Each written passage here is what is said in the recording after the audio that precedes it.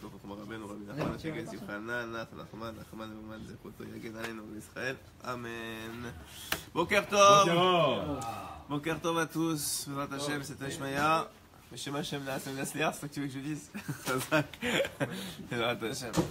Alors, on va essayer de partager ensemble des enseignements de Rabbi Nachman de Breslev, une pensée qui nous partage, qui est sur... on n'a pas mis le titre, c'est pas grave. Le titre, ça s'appelle le désir du bien. Le désir du bien. Qu'est-ce que ça représente aux yeux d'Akadosh Baruch Hu quand un juif, il a envie de faire le bien? Il n'a encore rien fait, mais il a juste envie. On va voir que c'est beaucoup plus important et beaucoup plus ikari que ce qu'on aurait pu penser a priori. On va voir comment ça marche. Et aussi, Rabbi Nathan il rapporte une kéta sur Shabbat d'Afka qui est très reliée à ce qu'on vient de dire maintenant dans la paracha de la semaine, puisque la paracha de la semaine parle des travaux du Mishkan, entre autres. Vous savez que les travaux du Mishkan, les 39 travaux du Mishkan, on les apprend de quoi? Enfin, on apprend les interdits du Shabbat à travers les 39 travaux du Mishkan. Donc, on va voir un peu comment ça marche. Donc, Rabbeinu il dit, Aikar, écoutez bien, Aikar itahavut hanefesh. Quand l'âme, l'essentiel que l'âme elle a une aspiration. Hu al-yedeh hashtokekut vakisufim veretzonot atovim.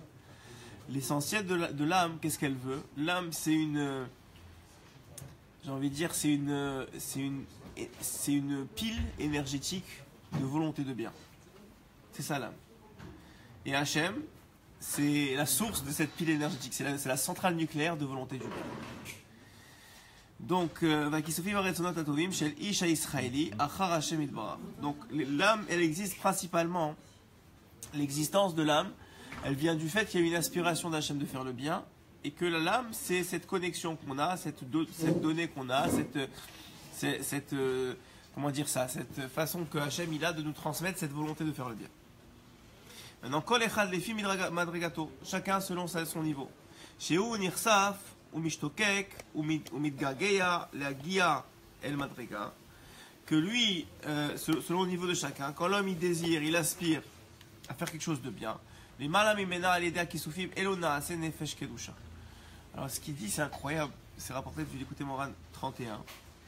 Il dit que quand un homme juif, il a une nouvelle volonté de faire le bien, il tire de l'énergie positive d'Hachem, il l'attire vers lui.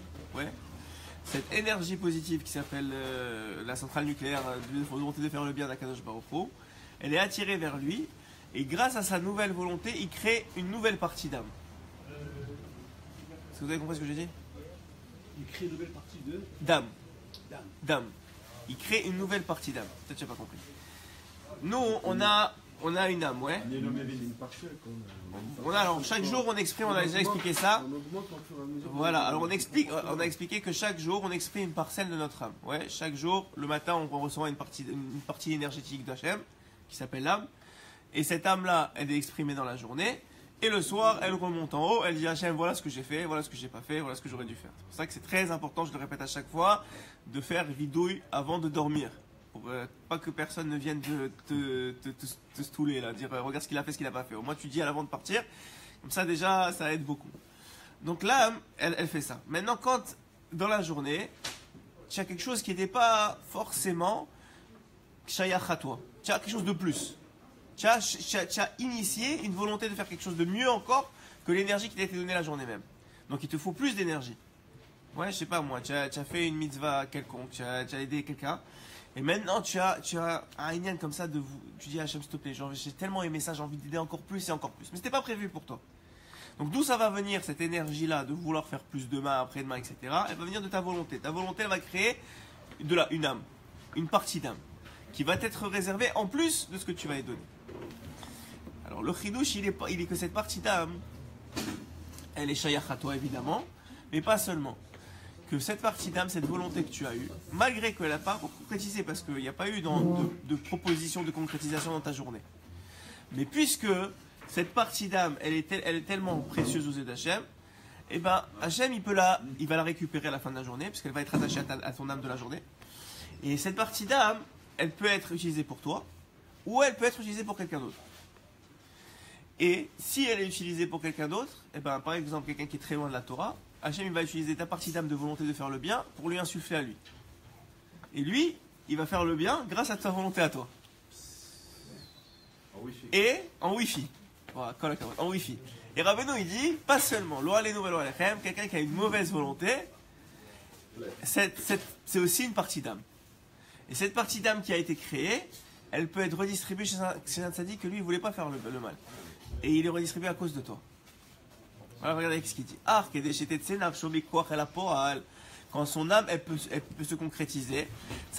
Alors, donc maintenant, vous avez ce que je vous ai dit, on va le voir plus tard. Comment elle pense qu'elle peut concrétiser mal? Elle peut se concrétiser sur un tzaddik en sachant que Hachem, on sait qu'il paye la marshava tova, quelqu'un qui n'a pas fait le maasé, mais par contre quelqu'un qui a pensé mal il ne paye pas. Donc il ne paye pas. Mais ça crée une entité spirituelle.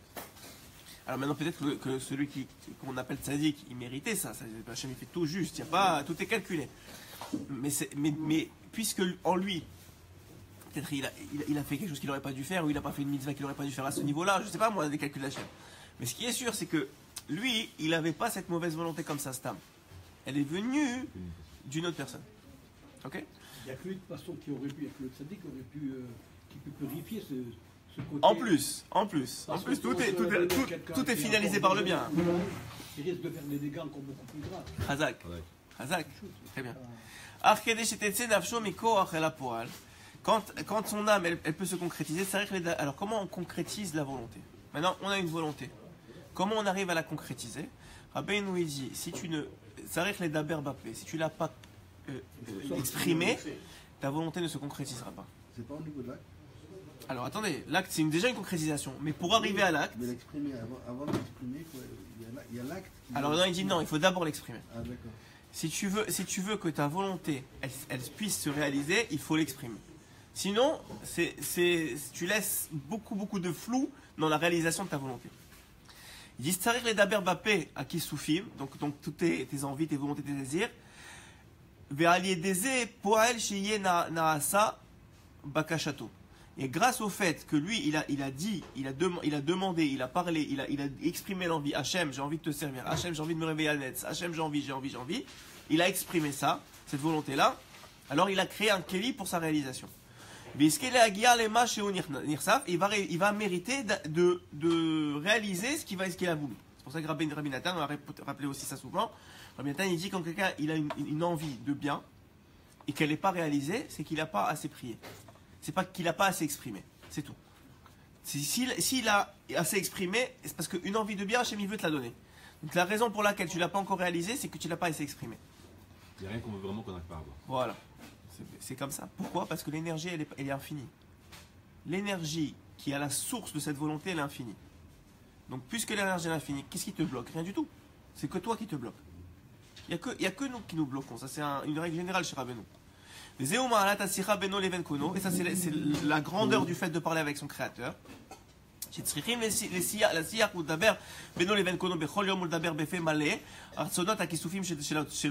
pour ça que c'est pas on dit mais moi j'ai une volonté dans le cœur, c'est bien, tant mieux pour vous. Mais Rabbeinu il dit si tu l'exprimes pas, tu te mets des bâtons dans les roues. Le but c'est de l'exprimer. Il faut dire à Hachem qu'est-ce que tu as envie de faire de bien. Il faut lui dire qu'est-ce qui te manque.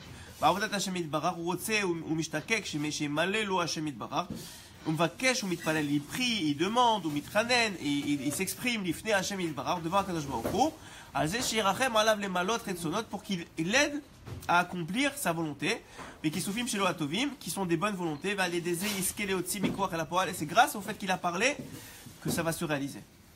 Et qui va réaliser. Et Davka, vos projets, c'est un conseil que j'ai appris de Rabbeinu aussi, mais c'est un conseil, je vous le donne. C'est que les projets, il faut les exprimer, mais à Hachem. Ne les exprimez pas aux autres. Parce que le projet, une fois que vous l'avez exprimé aux autres, il va être entaché du jugement de l'autre sur le projet. C'est-à-dire que le jugement que l'autre à qui vous allez dire la chose, il va porter sur le projet, ça va être inscrit dans l'ADN génétique du projet. Donc, si vous avez quelque chose à dire, soit à votre femme, aux enfants, enfin, des gens que vous aimez, on s'entend. Mais sinon, et ça c'est pas une question d'Aïnara, c'est pas une question de rien, c'est que, hein? Sachez, c'est le même projet. C'est le même projet, il a le même intérêt que toi. Mais ce que je veux dire, c'est que si vous voulez qu'un projet se réalise, il dira Beno, il faut le parler, il faut l'exprimer, mais il a dit clairement. Il n'a pas dit l'exprimer comme ça, Stam. Il a dit l'exprimer à Hachem, qui est la source de tous les projets. Mais si vous l'exprimez à quelqu'un d'autre, il faut faire très attention. C'est comme un rêve, c'est rapporté dans la Gemara, qu'un rêve, il faut faire attention à qui on le réalise. Pourquoi? Parce que l'interprétation va déterminer la réalisation du rêve. Et un projet, c'est un peu un rêve, c'est un embryon. Et dans l'embryon, tant que l'embryon n'est pas formé, il y a encore toutes les saletés qui peuvent s'y accrocher beaucoup plus facilement. Ok? Il faut faire attention à qui on raconte les projets. Allez, dès qu'ils soufim tovim le Hachem Yitbarach. Et par le fait qu'on a des kisoufim, c'est un mot tellement fort, c'est des désirs intenses, c'est une sorte de, il y a du feu en vous pour Hachem. Hu metzayer otiot Torah letov. Il dessine les lettres de la Torah pour le bien. C'est-à-dire quoi? C'est-à-dire que la Torah, en vérité, on a dit c'est la volonté d'Hachem, ouais. C'est l'expression de la volonté d'Hachem. Et on a dit la volonté d'Hachem, elle est bonne. Et les lettres de la Torah, c'est quoi? C'est tous les âmes d'Israël aussi. On a dit c'est toutes les âmes d'Israël sont condamnées à l'Israël. Donc quelqu'un qui a une bonne volonté, qu'est-ce qu'il fait? Puisque la volonté, la source de toutes les volontés, c'est Hachem, et que cette source, elle est exprimée dans la Torah, en vérité, sans le savoir, il utilise les lettres de la Torah pour exprimer sa volonté. Est-ce que vous comprenez ce que je dis? Oui, non, chérie, il n'est pas sûr. La Torah, c'est comment Hachem il a habillé sa volonté dans le monde. Ok? Donc vous, quand vous avez une volonté, en vérité, si elle est bonne, c'est en vérité seulement l'expression, la continuation de la volonté d'Hachem. Vous croyez que c'est la vôtre, mais c'est la continuation de la volonté d'Hachem. Donc en vérité, votre volonté elle est retrouvée dans la Torah.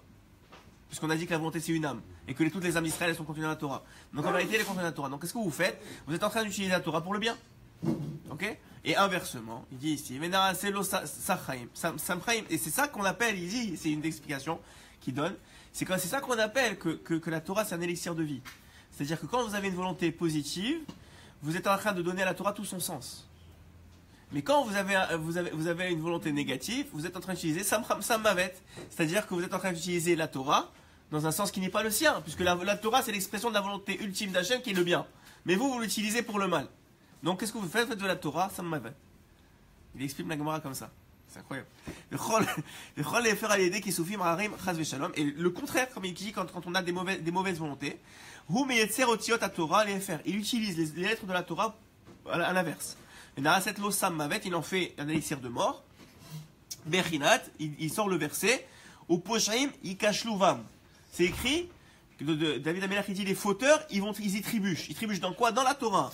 C'est-à-dire que dans la Torah, ils utilisent la Torah qui est la source énergétique de tout. La source énergétique de tout, c'est Hachem. Et Hachem, il s'est exprimé dans la Torah. Donc la source énergétique de tout le monde, c'est la Torah. Il amène du mal dans tout le monde entier. Pas seulement pour lui. Vous croyez que vous êtes... On a déjà dit ça, on n'est pas individuel. Même si on veut être individualiste, ça n'empêche que tous nos actes, ils ont un impact. C'est l'effet papillon, ils appellent ça, ouais. C'est l'effet papillon. Et quand un homme il a beaucoup de volonté positive, et ça se travaille, et plus on en demande, plus ça va rentrer en nous et plus ça va nous éveiller. À ce moment-là, notre âme elle se réveille, et qu'elle se termine par la parole. Donc on a exprimé notre volonté. Les autres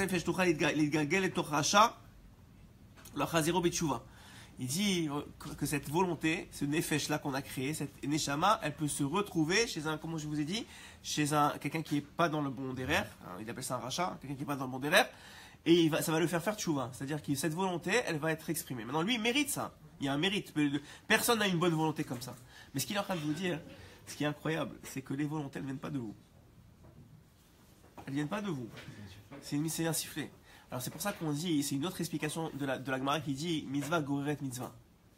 C'est quoi? C'est que le mérite d'avoir une mitzvah, ça donne ça vous donne, vous pouvez en profiter pour avoir une volonté de faire une autre mitzvah. C'est donc le principe qu'il faut toujours une source. Il y a une source à quelque chose. Soit vous le tirez, vous l'étendez, vous l'étendez d'une mitzvah à l'autre, d'une mitzvah à l'autre, d'une volonté à l'autre, d'une volonté à l'autre, ou pas. Et encore une fois, la première volonté, je ne sais pas où on peut la trouver, mais la première volonté de faire le bien, elle est un cadeau d'Hachem, et ce cadeau d'Hachem, en fait, c'est une redistribution des volontés positives des autres personnes. וכן להפך כמראות גורמים הכיסופים לדבר שאינו טוב, חס ושלום, et tout le contraire quand quelqu'un il n'a pas une bonne volonté, כי הנפש שנתהווה על ידי כיסופים רעים מתגלגל לפעמים לתוך הצדיק. Que les mauvaises volontés, ils se retrouvent chez un tzaddik, ותוכל להחתיאו, חס ושלום, et vous pouvez le faire tomber à cause de votre mauvaise volonté, חס ושלום. Vous voyez qu'en vérité, nous on voit que la pointe de l'iceberg, mais tout ce qu'il y a en dessous, toute la partie qu'on ne voit pas, qui sont les bonnes volontés, les mauvaises volontés, qu'on appelle en vérité le moi, hein, je vous ai dit que le Ratzon chez Rabbi Nathan, c'est qui on est. Il dit que quand tu veux savoir qui est quelqu'un, tu cherches sa volonté. C'est quoi sa volonté? Est-ce que sa volonté c'est de faire le bien ou sa volonté c'est de faire le mal? Rabbi Nathan il dit tu ne peux pas juger quelqu'un sur l'acte, c'est impossible. Pourquoi? Par exemple, je vous donne un exemple. Vous voyez quelqu'un, on a parlé de ça ce matin, vous voyez quelqu'un m'a raconté, on parlait, en tout cas, quelqu'un m'a dit ça. J'étais hier à Ocherad, au supermarché, et je vois un religieux avec une kippa qui me passe devant. Et dans ma tête, je me dis, mais franchement, il peut pas se retenir, il a une kippa, il est religieux, il peut pas ne pas se passer devant comme ça. C'est honteux, quoi, il y en a marre. Et bon, alors ça, c'est du Yetzerara ou c'est du Yetzerara? C'est du Yetzerara, c'est un jugement négatif, donc c'est sûr que c'est Yetzerara. Mais lui, celui qui a posé le jugement, il a l'impression d'avoir raison. Même c'est inné chez lui de poser ce jugement-là. Mais qu'est-ce qu'il lui, il comprend pas? C'est que son jugement, il est posé. Et pourquoi il est posé? Il est posé parce que la personne, elle se dit, mais moi, si j'étais à sa place, à ce religieux-là, jamais je ferais ça. Donc, son critère de jugement, c'est quoi? C'est lui-même. Ouais. Mais si le gars, il sait que ce gars-là, il a vécu dans une famille de 10 enfants, qu'ils n'avaient rien à manger, qu'il fallait se battre pour avoir un morceau de pain. Si le gars, il sait que ce gars-là, il a Yetzerara de voler énorme, qu'il pourrait voler toutes les banques toute la journée. Ouais, comme il m'a dit tout à l'heure. Il pourrait voler les banques toute la journée. Et que il se retient et il y a des résidus qui s'appellent couper la ligne. Est-ce qu'il aurait le même jugement sur la personne? Il n'aurait pas le même jugement. Ça veut dire que vous voyez la pointe de l'iceberg. La pointe de l'iceberg, elle est pas bonne. Et le gars, il est passé devant vous. Ouais, c'est une pointe, c'est-à-dire, il a fait un acte qui n'a pas l'air à son standing de prime abord, ok? Mais si, pourquoi il a l'air négatif? Parce que vous le jugez selon vos critères à vous. Comment vous êtes? Jamais vous feriez ça parce que vous avez compris, vous avez une kippa sur la tête, vous avez une notion de Yirat Shamayim, je sais pas, vous avez une notion qui est plus élevée que ce qui a l'air qu'il fait. Mais si vous savez, vous, qu'est-ce qui se passe derrière l'iceberg? Comment l'enfant il a grandi, ou comment ça a été difficile pour lui, ou quel Yetzerara il a par exemple de voler, on va dire, ok?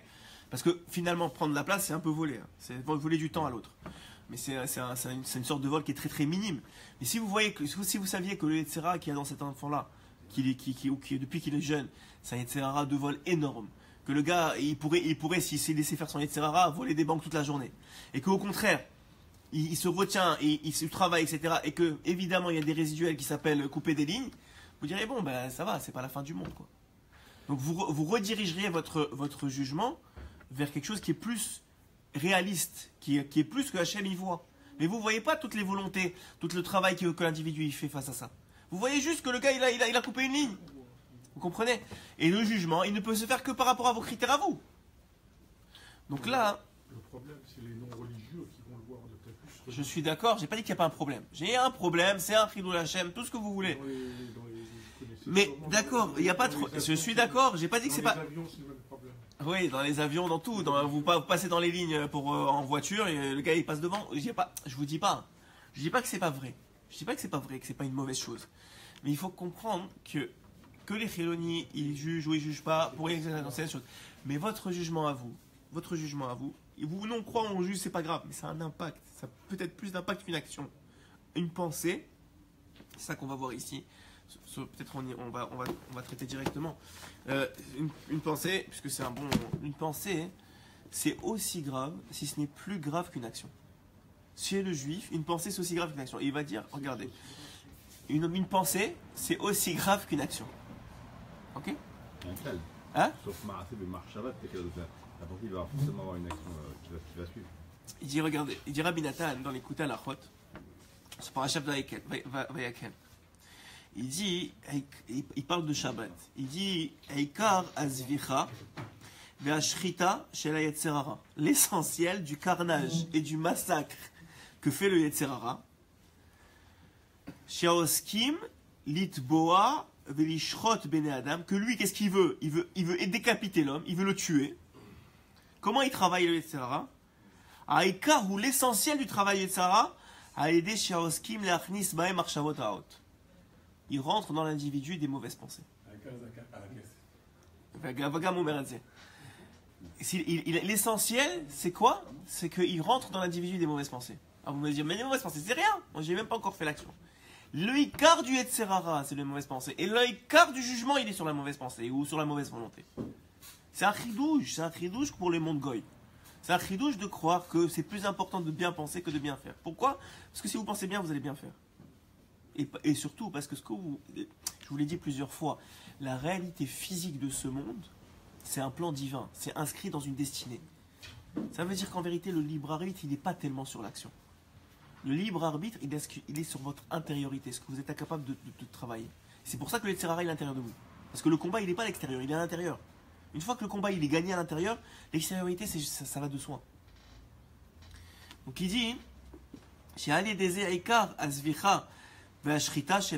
ça l'essentiel du travail du Yetzirah. Et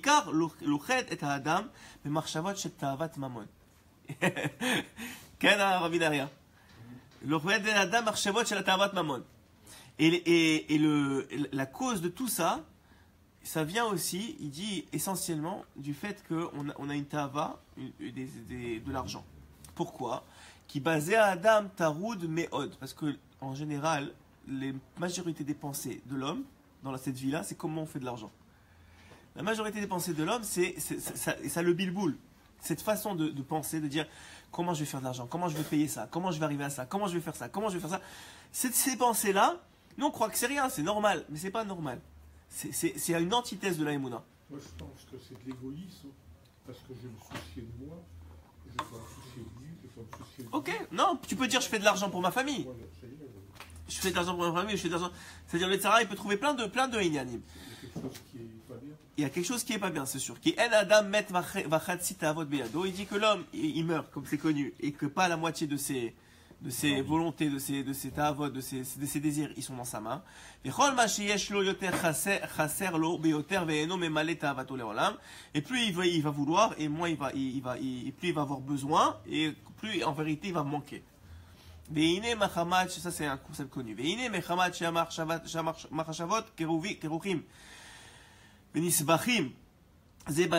Et puisque les idées et pensées, elles se lient, elles s'entrelacent l'une à l'autre, ça veut dire qu'une elle amène à l'autre, elle amène à l'autre, elle amène à l'autre, elle amène à l'autre.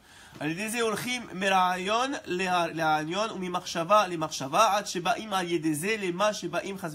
en vérité, on arrive à quelque chose de très très très éloigné d'une volonté première qui était peut-être juste de subvenir à nos besoins. Et voilà, ça c'est l'essentiel de tout ce qu'il dit. C'est le conseil principal, l'azé, pour combattre ça. Où chez Pitom Yahamod Adam, que se lève l'homme. On va essayer de comprendre ce que ça veut dire. Que tout de suite, que Pitom, que tout à coup, se lève l'homme. Viyanouach, et il se calme. Veishbot, et il arrête. Veyeshev, ve'al ta'ase marshavato, et il dit stop à sa pensée. Donc l'essentiel du travail des mauvaises pensées, c'est de dire stop à la pensée. C'est de se lever, c'est-à-dire spirituellement, de se lever contre soi-même, contre sa pensée, et de dire stop. Je pense pas comme ça. C'est un travail, hein, c'est pas naturel. L'individu, c'est ça son travail. Et il dit, c'est l'essentiel du travail de Shabbat. L'essentiel du travail de Shabbat, c'est de s'habituer à dire stop à sa pensée. Dafka sur le mammon. Vas-y. Il y a un des livres de la rabbinite Sarah Obadia on en a parlé plusieurs fois, qui disait qu'une mauvaise pensée, comme elle n'est pas palpable, le fait de dire j'annule non annule cette pensée, la rend caduque, quoi. Donc même si elle persiste un petit peu, elle n'aura pas une influence sur le monde réel. Ouais. En vérité, c'est un petit coup sur la pensée. Rabbeinu, il dit dans un autre écoute Maran que quand un homme il pense à quelque chose d'autre pendant la tefila, Hachem il fait exprès de laisser le Yetzirah lui envoyer cette pensée-là pour qu'il ait le srout de l'arrêter et qu'il répare la pensée, parce que c'est en général une pensée qu'il a eue dans la journée ou quelque chose qu'il a vu dans la journée, Et c'est qui répare la chose qu'il a faite dans la journée, à travers le fait qu'il a arrêté la pensée pendant la tefila. Mais il y a un lien de savoir s'arrêter. Dire stop. Stop à la pensée. Je veux dire, la pensée, c'est tellement important. La vision que vous avez, c'est tellement important. C'est le mécor de l'aïmouna, c'est le réceptacle de l'aïmouna. Où vous avez de l'aïmouna? Vous avez de l'aïmouna dans votre... Vous avez de la foi. La foi, ça s'habille dans les pensées. J'ai écouté une expérience qu'ils ont faite aux États-Unis, je crois. Ils ont pris dans plusieurs classes, dans différentes écoles, ils ont pris des nouveaux professeurs, c'était leur première année de travail. Ils les ont pris, et donc ils ont des bonnes volontés en général, les nouveaux professeurs. Ouais. Ils n'ont pas trop d'a priori, ils sont encore jeunes. C'est comme dans tout, quand on commence quelque chose, on commence le mariage ou quoi, vous avez toujours des bonnes volontés. Donc ils ont pris des nouveaux professeurs, et ils ont évalué dans la classe les 3 plus nuls de l'année précédente, quoi, ceux qui ont passé juste pour la classe. Okay, ils ont évalué cela, et ils sont venus voir ces professeurs-là, ils leur ont dit. Bon, on ne peut pas vous dire parce qu'on ne veut pas que ça fasse des problèmes dans la classe, etc. Mais il y a 3 élèves, vous avez 3 surdoués dans votre classe. Vous avez 3 surdoués dans votre classe et il faut faire attention à eux parce qu'ils sont vraiment spéciaux. Mais on ne veut pas on veut pas le dire et commencer à faire des jalousies, etc. Parce qu'on n'est pas une classe de surdoués. Mais sachez que dans votre classe, vous avez 3 surdoués et c'est ces 3-là. Mais dans ces 3-là, l'année d'avant, c'était les plus nuls de la classe. Ok, c'était les plus nuls de la classe. Maintenant, à la fin, les plus nuls.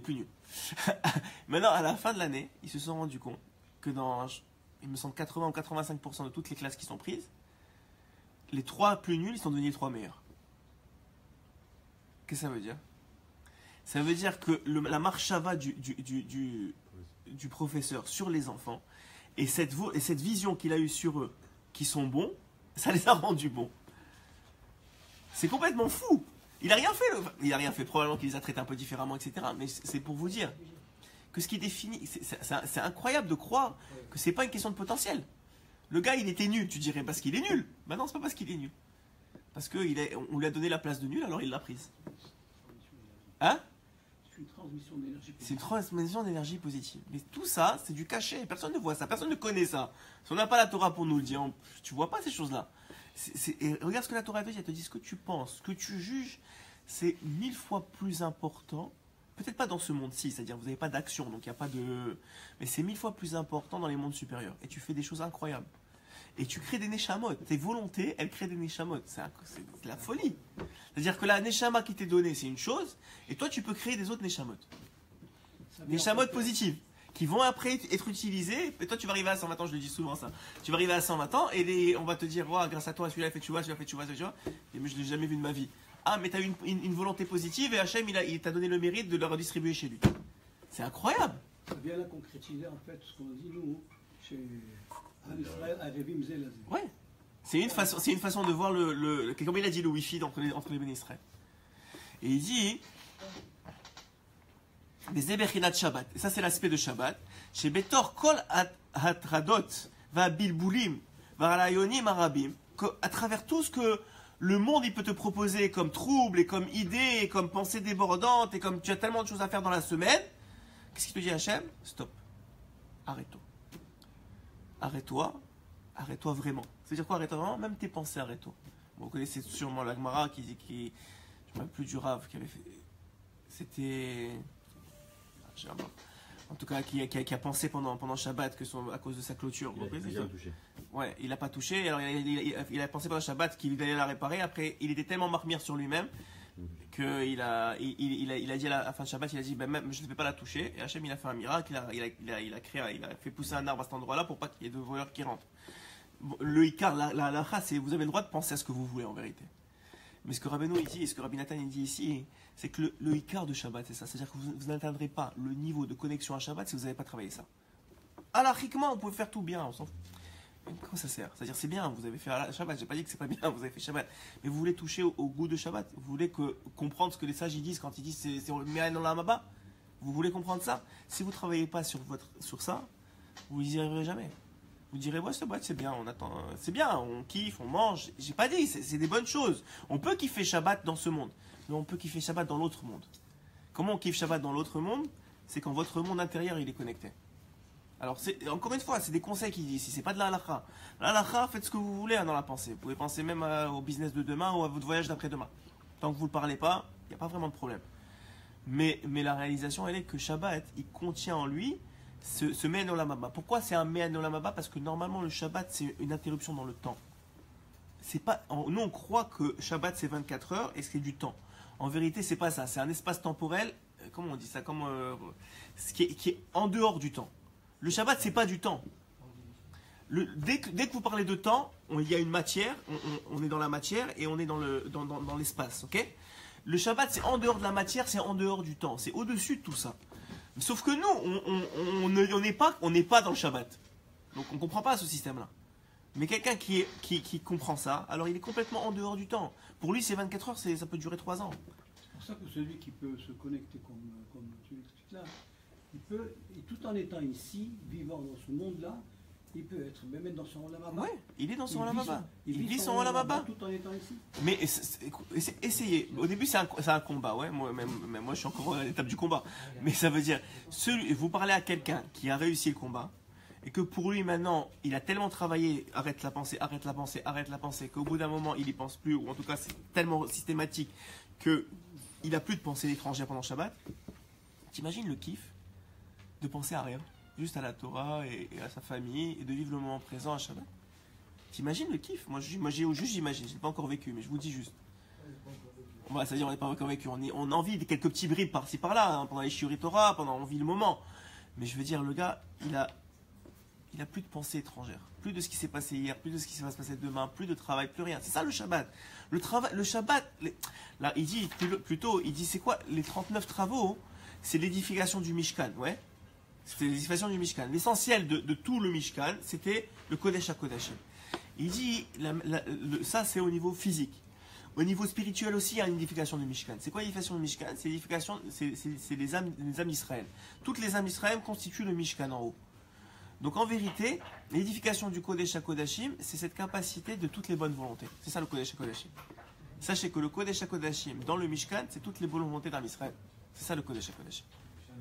Il n'y a rien de négatif dans le Kodesh HaKodashim. Il n'y a que du bien. Et donc il dit,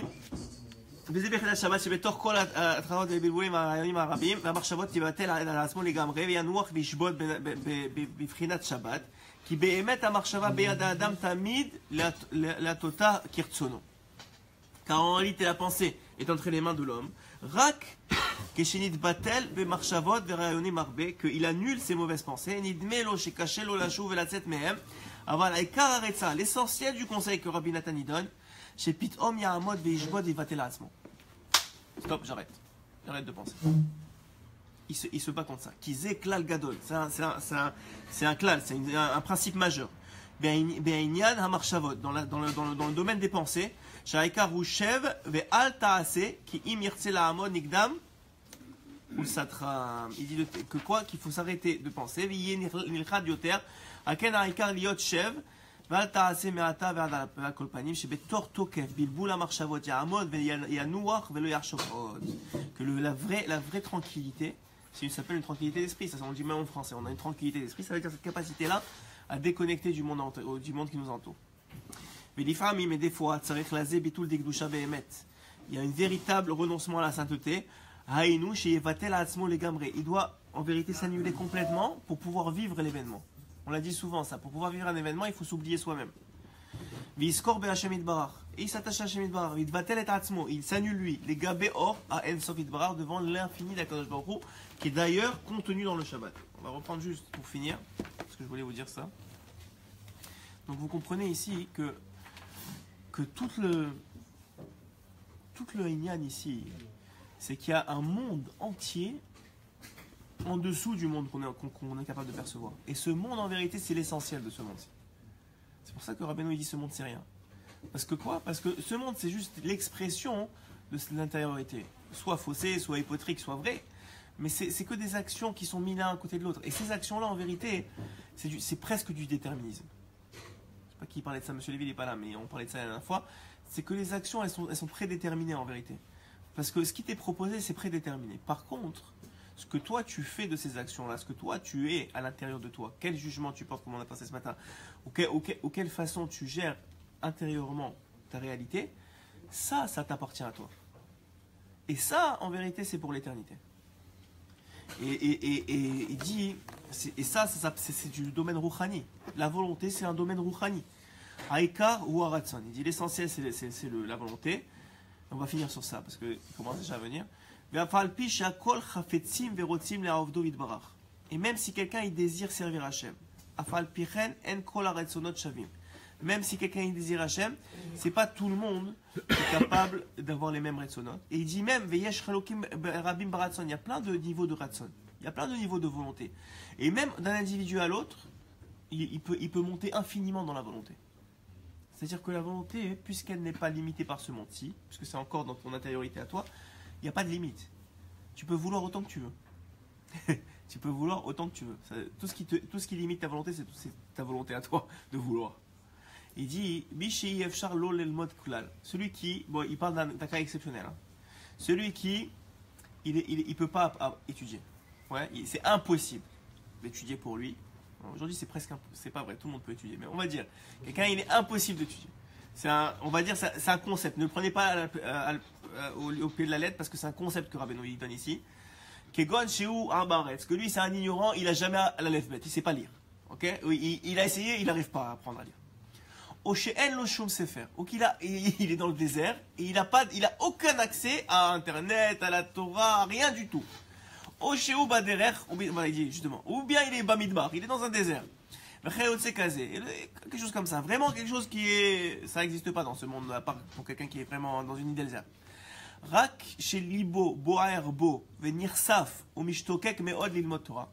Rien que son cœur, il veut et il a envie d'étudier la Torah. Azai ma she'alev chomed lilmod. À ce moment-là, ce que le cœur il veut étudier. Be'atzmo bechinat limud mitoch hasefer. Alors à ce moment-là, ce qu'il a envie qu'il a d'étudier, c'est considéré comme s'il étudiait dans un sefer. Mais ça, c'est hypothétique. C'est pour te donner juste la madriga de la volonté du bien.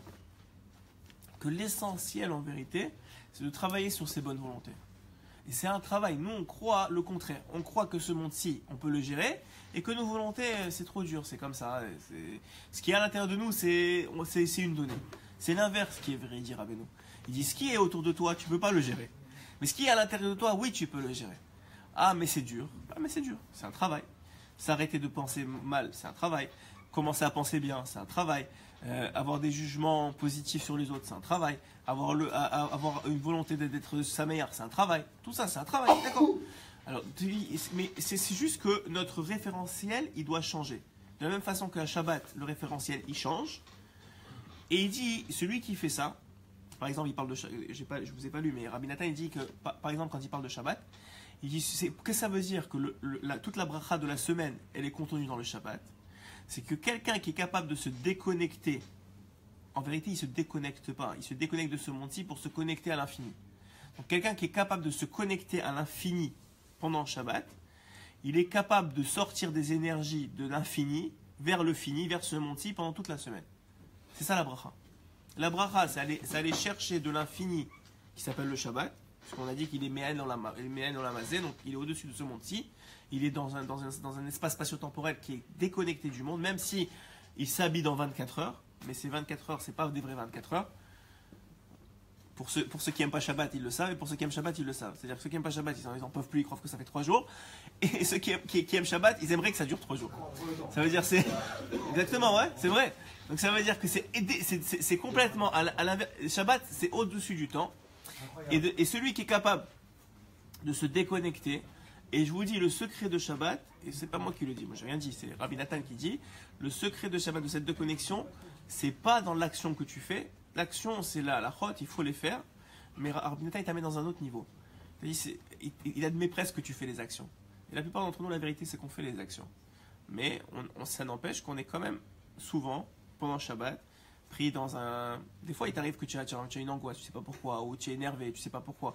Normalement, Shabbat, si c'est vraiment comme les sages nous disent, tu devrais même pas avoir tu as envie d'être énervé, tu devrais être avec le sourire et tout le temps ça meilleur. Mais pourquoi? Parce que il y a une partie de toi qui est connectée à ce monde-ci, qui est attachée à ce monde-ci. Un peu comme on dit dans la Gemara, elle dit que quand un homme il s'en va, il y a deux solutions. Soit il s'en va comme on tire un cheveu du lait, c'est-à-dire complètement, il est déjà déconnecté, donc il n'y a pas besoin de faire grand-chose. Soit comme une botte d'épingle qu'on tire d'une botte de foin, c'est-à-dire ça accroche, ça fait mal et tu ramènes tout le foin avec toi. Et ça, c'est les deux façons de partir de ce monde. Et en vérité, Shabbat, c'est un peu une mort physique, une mort de ce monde-ci tous les semaines. C'est-à-dire quelqu'un qui s'habitue à mourir un peu chaque fois. Ouais, je vous ai dit. C'est quoi mourir? C'est quoi mourir? C'est tuer la matérialité qui est en toi. C'est ça qu'il dit Rabbeinu. C'est quoi mourir? C'est tuer la matérialité qui est en toi. Parce qu'en vérité, quand tu meurs, qu'est-ce que tu fais? Tu tues les gambres et la matérialité. Il reste juste l'âme. Le corps, il est fini. C'est quoi mourir? C'est tuer la matérialité, c'est tout. C'est tu te déconnectes de la matérialité. Donc plus tu te déconnectes, et la semaine, c'est presque impossible. Mais Shabbat, c'est prédisposé pour ça. C'est Hachem, il te dit, toutes les semaines, je te donne la capacité de mourir un peu. Mais ça veut dire quoi mourir? Comme on a dit pour le tzaddik, quand il meurt dans ce monde, il naît dans l'Olam Haba. Donc en vérité, mourir, c'est pas mourir complètement, c'est mourir de ce monde-ci, c'est se déconnecter de la matérialité. Donc le Shabbat, vas-y, oui. Oui, exactement, c'est vivre vraiment. Mais c'est-à-dire, dans les yeux de ce monde-ci, ça s'appelle mourir. C'est-à-dire quelqu'un qui se déconnecte de la matérialité, il est capable de transcender cette réalité-là et d'arriver à l'éternité. Et cette éternité-là, elle est essentielle. Et ça, c'est vrai pour n'importe quoi que vous faites.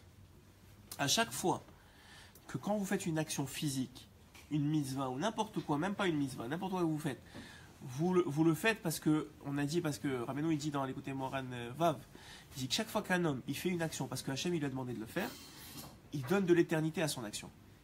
Ça veut dire quoi? Ça veut dire que son action normalement, elle est finie. Une fois qu'elle est finie, c'est fini. C'est-à-dire il a bu de l'eau, ouais. Il a bu de l'eau, ben, il a fini de boire de l'eau, c'est fini. Elle ne va plus jamais revenir cette action-là. Mais s'il a fait une bracha, ou s'il a bu de l'eau parce que, je sais pas moi, c'est une mitzvah veille de Kippour de boire et de manger, ou Shabbat, c'est une mitzvah de boire et de manger, il le fait pour ça.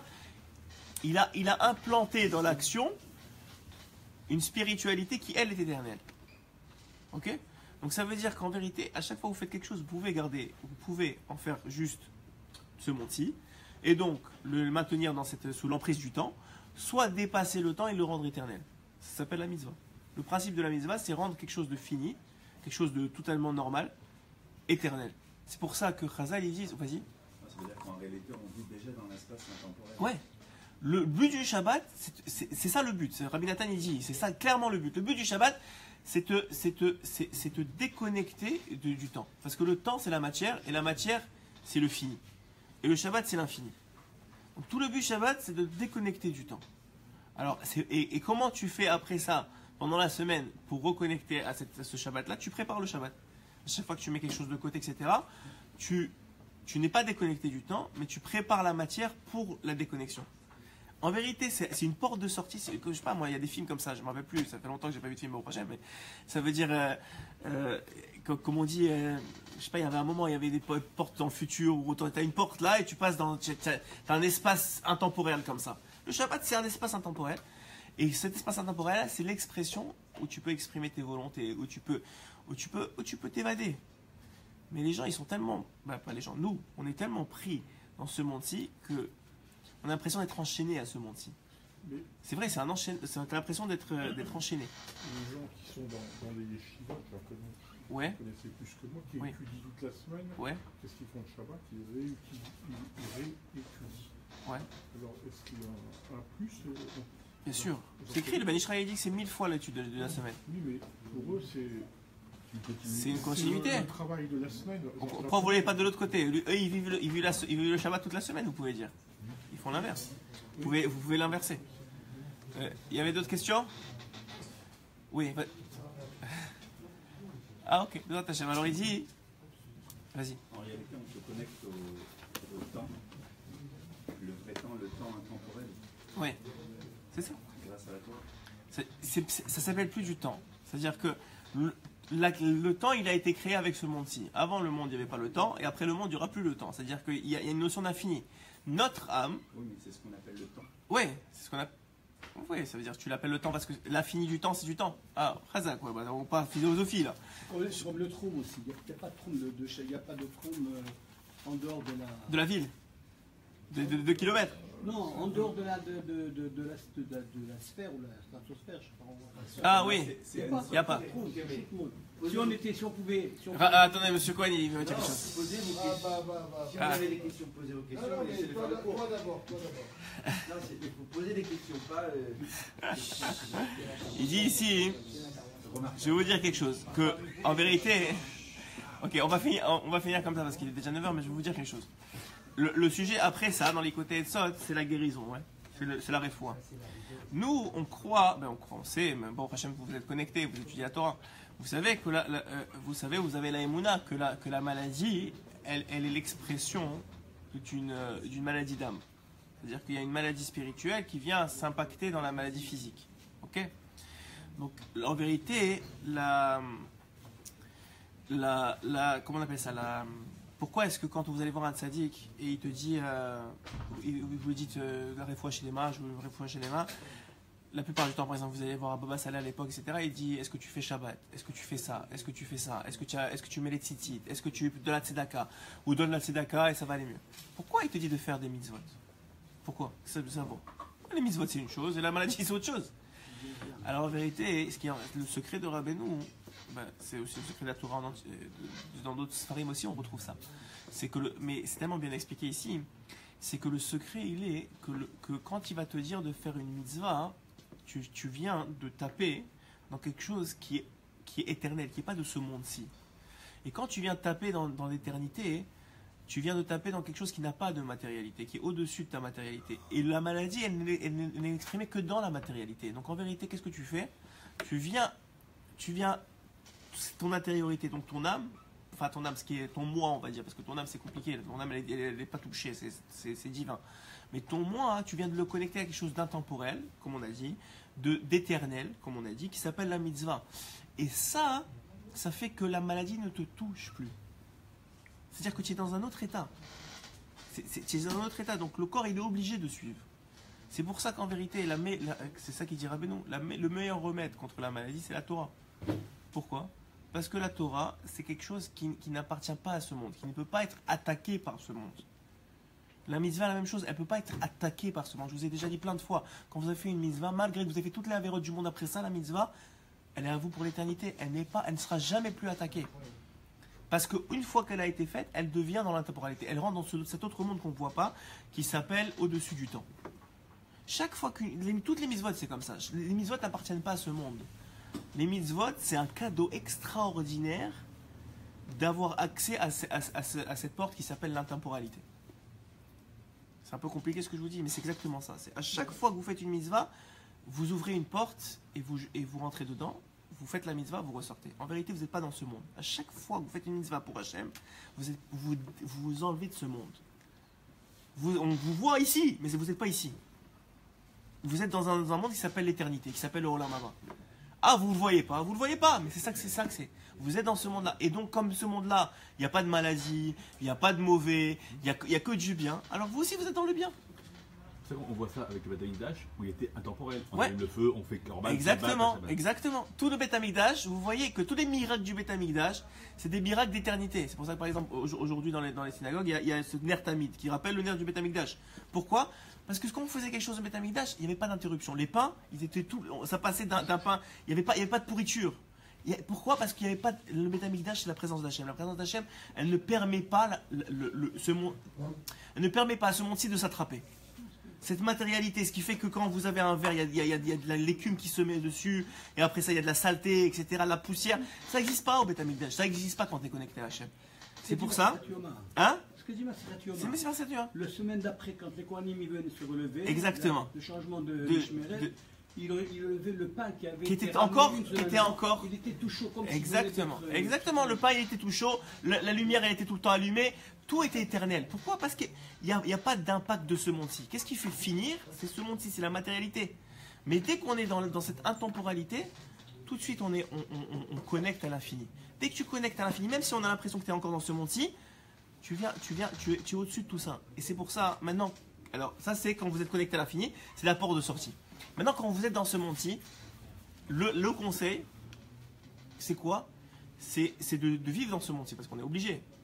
On va dire, le Shabbat, vous êtes extraordinaire, mais là, le jour de la semaine, vous devez avoir une parnassa. Même n'importe qui doit avoir une parnassa. Ok, tout le monde doit manger.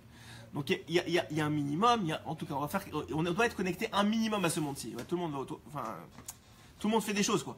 Donc ça veut dire quoi? Comment on fait alors à ce moment-là? Alors le but, la chose elle est comme ça, et on l'apprend de la nature des choses. Si vous voulez que quelque chose, par exemple, pour le levain, pour Pessah, c'est bientôt Pessah, ouais. 18 minutes, c'est à partir du moment où vous avez arrêté de travailler la pâte. Ok? C'est-à-dire que si vous êtes dans la matérialité, le conseil, il est de ne jamais arrêter de bouger, ne jamais arrêter de travailler.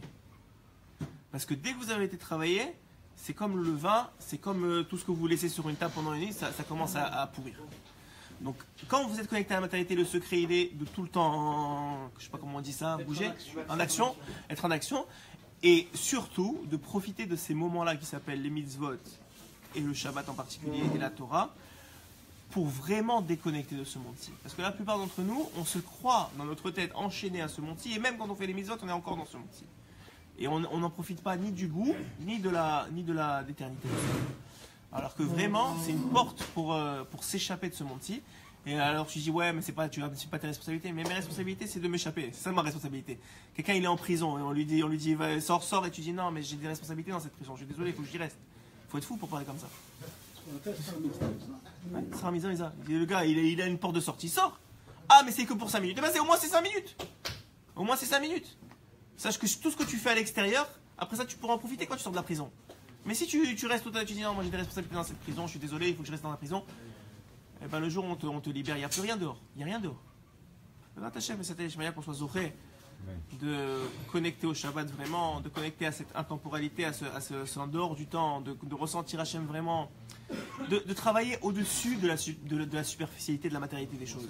Parce que je vous dis pas, c'est ce que je vous dis là, hein, c'est un shiur, je vous dis, de haut niveau. Pas parce que dit Rabbi Natal, ça assume que vous faites déjà le Ikar, que vous faites les mitzvot, que vous faites la Torah, que vous faites tout ça.